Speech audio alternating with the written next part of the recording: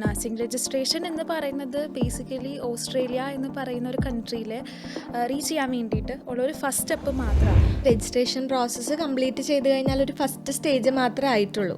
അത് കഴിഞ്ഞിട്ട് അവർക്ക് ജോബിൻ്റെ കാര്യങ്ങൾ നോക്കണം, പിന്നെ PR. അപ്പോൾ ഡെസ്മ ഇൻ്റർനാഷണൽ രജിസ്ട്രേഷനെ സപ്പോർട്ട് ചെയ്യുന്നത് പോലെ തന്നെ ഒരു കാൻഡിഡേറ്റിന് ജോബിൻ്റെ ഹെൽപ്പും നമ്മൾ ചെയ്യുന്നുണ്ട്. ഡെസ്മ എന്ന് പറയുമ്പോൾ നമ്മൾ നേഴ്സ് റിലേറ്റഡ് പ്രൊഫൈൽസ് മാത്രമേ എടുക്കാറുള്ളൂ. അതുകൊണ്ട് തന്നെ നമ്മൾക്ക് അത്രയും ഇൻഡെപ്ത് ആയിട്ട് നമ്മുടെ ഓരോ കാൻഡിഡേറ്റ്സിൻ്റെ പ്രൊഫൈൽ നോക്കി അവർക്ക് ഏത് PR ആണോ സ്യൂട്ടബിൾ ആയിട്ടുള്ളതെന്ന് വെച്ചാൽ അതനുസരിച്ചിട്ട് നമ്മൾ സജഷൻസ് കൊടുക്കാറുണ്ട്. ഡെസ്മേനെ നമുക്കൊരു സിമ്പിൾ വേർഡിൽ ഡിഫൈൻ ചെയ്യുവാണെങ്കിൽ ഒരു വൺ സ്റ്റോപ്പ് സൊല്യൂഷൻ എന്ന് നമുക്ക് പറയാം. കാരണം എന്താണെന്ന് വെച്ച് കഴിഞ്ഞാൽ നഴ്സിംഗ് രജിസ്ട്രേഷൻ എന്ന് പറയുന്നത് ബേസിക്കലി ഓസ്ട്രേലിയ എന്ന് പറയുന്ന ഒരു കൺട്രിയിൽ റീച്ച് ചെയ്യാൻ വേണ്ടിയിട്ട് ഉള്ളൊരു ഫസ്റ്റ് സ്റ്റെപ്പ് മാത്രമാണ്. അതിനുശേഷം ഒരുപാട് പ്രൊസീജിയേഴ്സ് വരുന്നുണ്ട്. അവരുടെ വർക്ക് റിലേറ്റഡ് ആയിക്കോട്ടെ, ഇൻ്റർവ്യൂ റിലേറ്റഡ് ആയിക്കോട്ടെ, പെർമനൻറ്റ് റെസിഡൻസി റിലേറ്റഡ് ആയിക്കോട്ടെ, ഇതിനെല്ലാം കൂടെ ഒരു സൊല്യൂഷനാണ് ശരിക്കും പറഞ്ഞാൽ ഡെസ്മ ഇൻ്റർനാഷണൽ, അല്ലേ? അതെ, നമ്മൾ രജിസ്ട്രേഷൻ പ്രോസസ്സ് കംപ്ലീറ്റ് ചെയ്ത് കഴിഞ്ഞാൽ ഒരു ഫസ്റ്റ് സ്റ്റേജ് മാത്രമേ ആയിട്ടുള്ളൂ. അത് കഴിഞ്ഞിട്ട് അവർക്ക് ജോബിൻ്റെ കാര്യങ്ങൾ നോക്കണം, പിന്നെ PR. എല്ലാവരും ഓസ്ട്രേലിയ ചൂസ് ചെയ്യാനുള്ള മെയിൻ റീസൺ എന്ന് പറയുന്നത് ഫാമിലി ആയിട്ട് മൈഗ്രേറ്റ് ചെയ്യാൻ ഉദ്ദേശിക്കുന്നത് കൊണ്ട് തന്നെയാണ്. അപ്പോൾ ഡെസ്മ ഇൻ്റർനാഷണൽ രജിസ്ട്രേഷനെ സപ്പോർട്ട് ചെയ്യുന്നത് പോലെ തന്നെ ഒരു കാൻഡിഡേറ്റിന് ജോബിൻ്റെ ഹെൽപ്പും നമ്മൾ ചെയ്യുന്നുണ്ട്. അതെങ്ങനെയാണെന്ന് വെച്ചാൽ job assistance in the sense നമ്മൾ ഇൻ്റർവ്യൂവിൻ്റെ കാര്യങ്ങൾ, പ്രിപ്പറേഷനും കാര്യങ്ങളെല്ലാം നമ്മൾ കൊടുക്കുന്നുണ്ട്. ഇന്ത്യയിൽ നമ്മളിപ്പോൾ ഒരു ജോബിന് അപ്ലൈ ചെയ്യുന്നത് പോലെയല്ല ഓസ്ട്രേലിയയിൽ അപ്ലൈ ചെയ്യുന്നത്. അതിൻ്റെ CV ആണെങ്കിലും ബാക്കിയുള്ള ഇൻ്റർവ്യൂ പാറ്റേൺസ് ഒക്കെ ആണെങ്കിലും വ്യത്യാസമുണ്ട്. അപ്പോൾ അതിനെക്കുറിച്ചുള്ള ഒരു അവയർനെസ് ഇല്ലാത്തത് കൊണ്ട് ഈ സെൽഫായിട്ട് പ്രോസസ്സ് ചെയ്ത കാൻഡിഡേറ്റ്സ് ആ ഒരു സ്റ്റേജിൽ സ്റ്റക്കായി നിൽക്കാറുണ്ട്. നമ്മുടെ കാൻഡിഡേറ്റ്സിന് അങ്ങനെയല്ല. രജിസ്ട്രേഷൻ കഴിഞ്ഞ് കഴിഞ്ഞാൽ ഓസ്ട്രേലിയൻ സ്റ്റൈൽ CV പ്രിപ്പയർ ചെയ്യാനായിട്ട് നമുക്കൊരു എക്സ്പേർട്ട് ടീമുണ്ട്. അതിനുശേഷം ഇൻ്റർവ്യൂവിൻ്റെ ആപ്ലിക്കേഷൻ ഇടാൻ തന്നെ നമുക്കൊരു ഡോക്യുമെൻറ്റേഷൻ ടീമുണ്ട്. അവർ ത്രൂ ഇൻ്റർവ്യൂ അറേഞ്ച് ചെയ്തിട്ട് 482 എന്ന് പറയുന്ന വിസ ഉണ്ടല്ലോ, sub class 482 temporary skill shortage visa, അതുവഴി ഒത്തിരി ആളുകൾക്ക് ജോബ് ഓപ്പർച്യൂണിറ്റിയും കൊടുക്കാനായിട്ട് സാധിച്ചിട്ടുണ്ട്. പിന്നെ ഇൻ്റർവ്യൂ അറ്റൻഡ് ചെയ്തത് കൊണ്ട് മാത്രം കാര്യമില്ല. ഇൻ്റർവ്യൂവിന് വരുന്ന സാമ്പിൾ ക്വസ്റ്റ്യൻസ് എന്തൊക്കെയാണെന്നുള്ളത് പറഞ്ഞു കൊടുത്താൽ മാത്രമാണ് അവർക്കത് നന്നായിട്ട് പെർഫോം ചെയ്യാൻ പറ്റുള്ളൂ. ഈ ഓസ്ട്രേലിയൻ രജിസ്ട്രേഷൻ മുതൽ ഇൻ്റർവ്യൂ വരെ എത്തുക എന്നുള്ളത് ഡിഫിക്കൽട്ടായിട്ടുള്ളൊരു കാര്യം തന്നെയാണ്. രജിസ്ട്രേഷൻ പ്രോസസ്സ് കംപ്ലീറ്റ് ചെയ്യാനായിട്ട് ചിലപ്പോൾ എനിക്ക് തോന്നുന്നു ഒരു എഫേർട്ട് മതി. ഓസ്ട്രേലിയൻ സ്റ്റൈൽ CV നമ്മൾ പ്രിപ്പയർ ചെയ്ത് കൊടുക്കുന്നു എന്ന് പറഞ്ഞല്ലോ, പക്ഷേ ഈ ഒരു CV പല സൈറ്റുകളിലും കൊണ്ട് അപ്ലോഡ് ചെയ്തിട്ട് കാര്യമില്ല. അത് പ്രോപ്പറായിട്ട് അതിൻ്റെ കീവേഡ്സും കാര്യങ്ങളൊക്കെ സെറ്റ് ചെയ്താൽ മാത്രമാണ് നമ്മുടെ ആ ഒരു CV ഇൻ്റർവ്യൂവിന് വേണ്ടിയിട്ട് സെലക്ട് ആവുള്ളൂ. സോ നമ്മളത് അത്രയും കാര്യമായിട്ട് നമ്മുടെ കാൻഡിഡേറ്റ്സിനെ ഹെൽപ്പ് ചെയ്യാറുണ്ട്.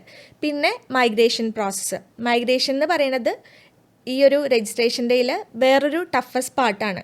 ഫാമിലി ആയിട്ട് പോകാനാണ് ഓസ്ട്രേലിയൻ രജിസ്ട്രേഷൻ നോക്കുന്നതെന്ന് പറഞ്ഞല്ലോ. സോ മൈഗ്രേഷന് PR പെർമനൻറ്റ് റെസിഡൻസി കിട്ടിക്കഴിഞ്ഞാൽ ഇവർക്ക് കുറേ ബെനിഫിറ്റ്സ് ഉണ്ട്.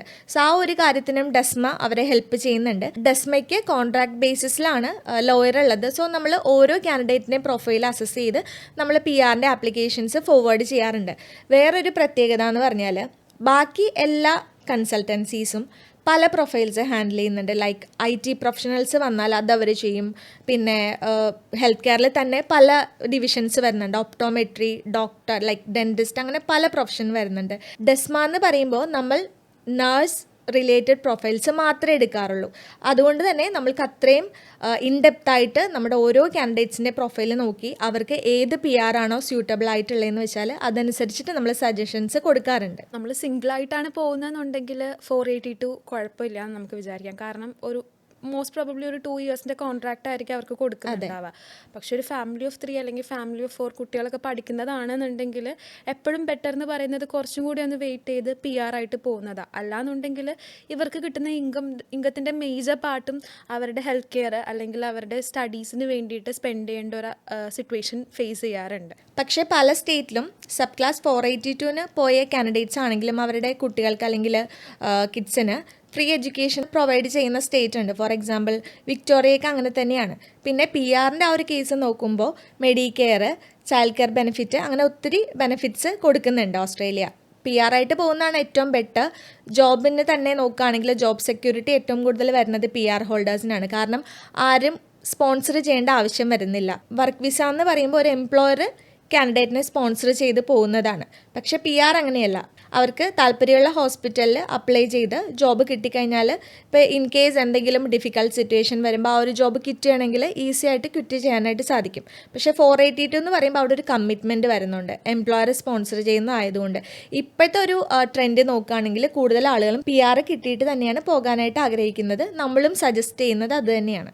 OSCE എക്സാം എന്ന് പറയുമ്പം അതിൻ്റെ ടഫ്നെസ്സിനേലും കൂടുതൽ വേറൊരു കൺസേൺ ഞാൻ കണ്ടേക്കുന്നത് എന്താണെന്ന് വെച്ച് കഴിഞ്ഞാൽ കാൻഡിഡേറ്റ്സിന് എല്ലാവർക്കും GCCയിൽ പോകുവാണെങ്കിൽ ഈവൻ റിലേറ്റീവ്സോ അല്ലെങ്കിൽ ക്ലോസ് ഫ്രണ്ട്സോ ഡിസ്റ്റൻ്റ് ആയിട്ടുള്ള ആരെങ്കിലുമൊക്കെ ആയിട്ട് അവർക്ക് എവിടെയെങ്കിലും ഒരു കണക്ഷൻ ഉണ്ടാകും. പക്ഷേ ഓസ്ട്രേലിയയിൽ ഉണ്ടെങ്കിൽ തന്നെ വേറെ ഡിഫറെൻറ്റ് സ്റ്റേറ്റിലായിരിക്കും ഇവർ എക്സാം പോകുന്ന മെൽബണിലോ അല്ലെങ്കിൽ അഡ്ലീഡിലോ ആയിരിക്കില്ല ഇവരുടെ ഫ്രണ്ട്സോ റിലേറ്റീവ്സ് ഉണ്ടാവുക.